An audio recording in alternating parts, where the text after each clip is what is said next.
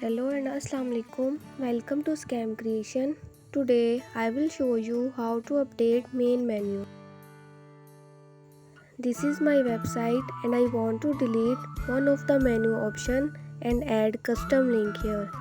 First we will go to WordPress dashboard. Here click on appearance and then menus. This is the main menu which I have created before. Home is the front end page and other menu options are custom links. Now I am going to add a new custom link.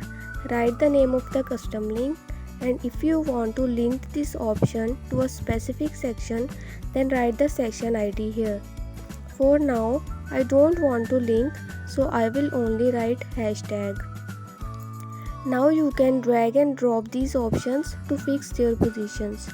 I want to remove this industries link from menu, so I will click on this option and then click on remove. This menu link has been removed. Now save changes. Here you can see my menu has been updated. That's it for today. If you like this video, then please like and share it with your friends. Also subscribe my channel and press bell icon to get latest videos. Thank you.